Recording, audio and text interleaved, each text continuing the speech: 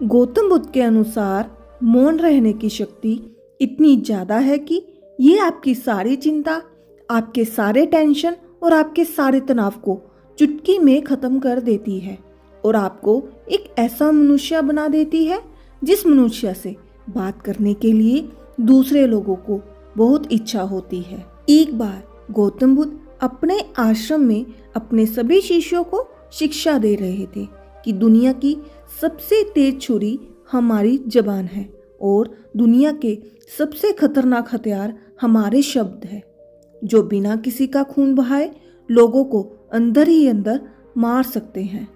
हमारे शब्द हमारी ताकत हो सकते हैं, उसी के साथ लेकिन यह हमारी सबसे बड़ी कमजोरी भी हो सकती है। अगर हमें नहीं पता कि कब, कहाँ और क्या और कितना बोलना है, यदि हम सही समय पर सही इरादे के साथ सही शब्दों का प्रयोग करते हैं तो एक सफल व्यक्ति बनते हैं। लेकिन अगर हम सही समय पर सही इरादे से सही शब्दों का इस्तेमाल नहीं करते तो ये हमारे जीवन को बदतर बना सकता है।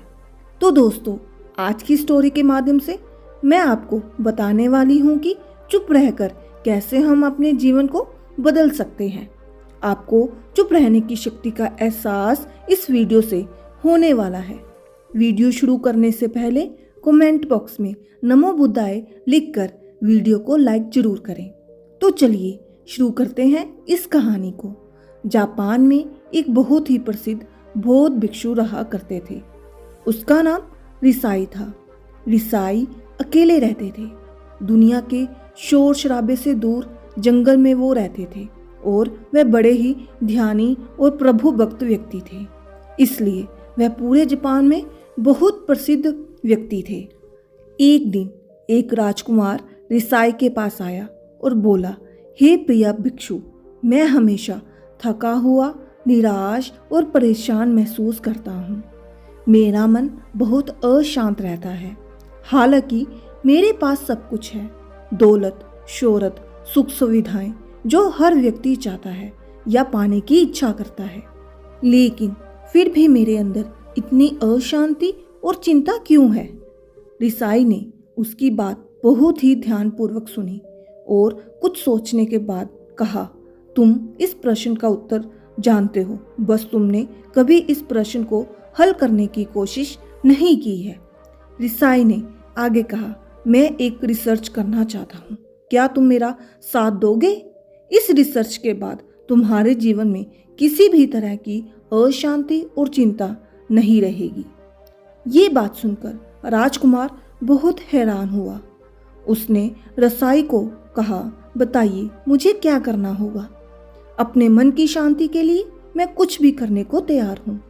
राजकुमार की इन्हीं बातों को सुनकर भिक्षु ने कहा, तो फिर आप अगले 15 दिन के लिए मेरे आश्रम में रहोगे और एक सामान्य व्यक्ति की तरह अपना जीवन व्यतीत करोगे और इन 15 दिनों में तुम अकेले और चुपचाप रहोगे, जितना हो सकता है कम बोलोगे। राजकुमार उस भिक्षु की बातें सुनकर सहमत हो गया। पहले दिन राजकुमार को लगा कि उसका मन सामान्य से अधिक अशांत और विचलित है। उसके मन में तरह तरह के विचार आ रहे हैं और वह आम लोगों की तरह जीवन जीने में असहज महसूस कर रहा है। उसे अंदर से बोलने की इच्छा हो रही थी, लेकिन वह चुपचाप रहा। उसके मुंह में एक भी शब्द नहीं निकला, बस वह चुपचाप बैठा रहता। लेकिन रात होते होते उसे अंदर ही अंदर शांति का अनुभव होने लगा। उसके लिए ये अनुभव अजीब था। वो खुद से पूछ रहा था कि वह अंदर ही अंदर इतना खुश क्यों है और उसकी आंतरिक बेचैनी और चिंता कम क्यों होने लगी है। अगले दिन राजकुमार अकेला चुपचाप बैठा रहा और वह प्रकृति को निहार रहा। वह पौधों को, फूलों को, आकाश में उड़ रहे पक्षियों को। वह अपने जीवन में पहली बार यह अद्भुत दृश्य महसूस कर रहा था कि उसके पास कितनी सुंदरता है। वह दिन भर प्रकृति की सुंदर को निहारता रहा और उसकी ताजगी को महसूस करता रहा। इसी तरह से 10 दिन बीत गए और उसके मन की सारी बेचैनी, सारी हलचल, सारी उथल पुथल और सारा तनाव गायब हो गया। 11वें दिन की सुबह राजकुमार फिर से एकांत में बैठ गया और कुछ ही मिनटों में उसकी आंखें अपने आप बंद हो गई और वह गहरे ध्यान में चला गया। वह पूरे दिन वहीं पर आंखें बंद करके बैठा रहा और गहरे ध्यान में डूबा रहा। ना कोई शब्द, ना कोई चिंता। राजकुमार भीतर से असीम शांति और आनंद से भर गया। राजकुमार अपने बाकी के 4 दिन इसी तरह गहरे ध्यान में व्यतीत करने के बाद 15 दिन बाद रिसाई के सामने प्रस्तुत हुआ और रिसाई को प्रणाम करके बोला, प्रिय भिक्षु, मुझे उत्तर मिल गया है कि मेरे मन में इतनी उथल पुथल और चिंता क्यों थी। मैं जान गया कि मेरा मन इतना अशांत और विचलित क्यों है। रिसाई ने मुस्कुराते हुए पूछा, बताओ क्या उत्तर मिला तुम्हें राजकुमार? तो राजकुमार ने कहा, मैं आवश्यकता से अधिक बातें करता था। मैं किसी पर भी अपने शब्द और ऊर्जा व्यर्थ करता था। मैं दिन भर अपने लोगों से फालतू की बातें करता रहता और फिर उन्हीं के बारे में अकेले में सोचता रहता और ज़्यादातर समय नकारात्मक ही सोचता रहता। इस तरह मैं बस अपना समय बर्बाद कर रहा था।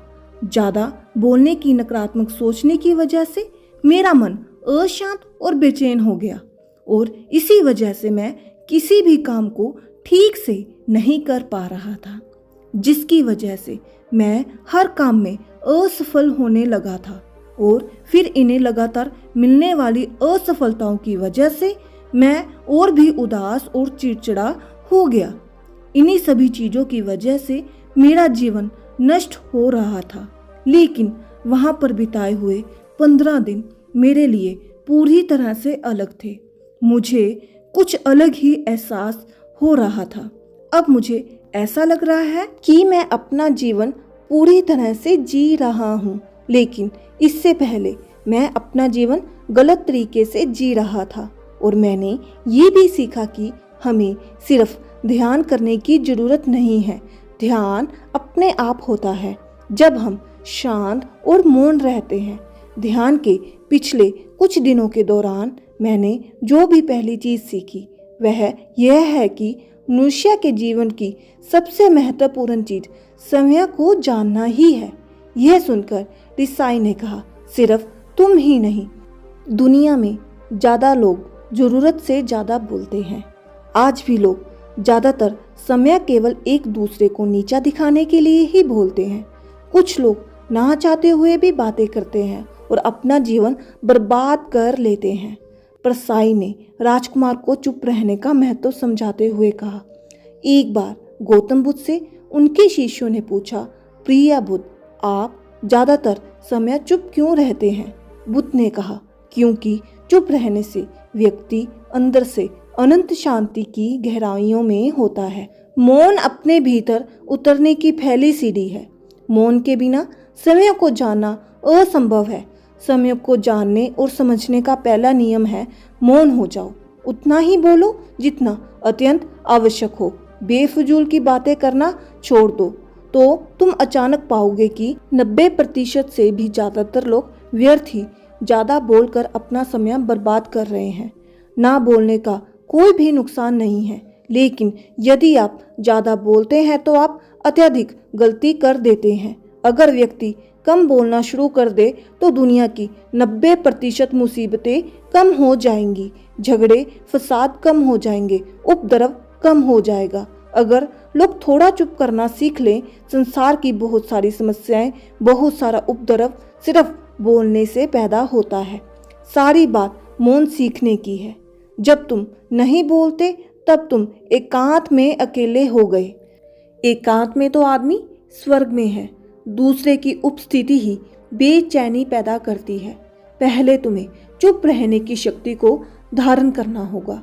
इससे तुम अधिकतर ऊर्जा को बचा लोगे और फिर इस स्थिति में पहुंच जाओगे कि तुम कम बोलने लगोगे। अगर तुम किसी के यहाँ पर जा रहे हो और परेशान हो जाओ तो ऐसे में उचित है कि आंखें बंद कर लो और अपने में खो जाओ। वहाँ से आपको ताजगी महसूस होगी, क्योंकि तुम्हारे अंदर ही जीवन का वो स्रोत छिपा हुआ है, वह किसी दूसरे में नहीं है। इसके बाद राजकुमार उस रिसाई से ऐसे पूछते हैं, आखिर कौन हमें अपने अंदर तक ले जाएगा?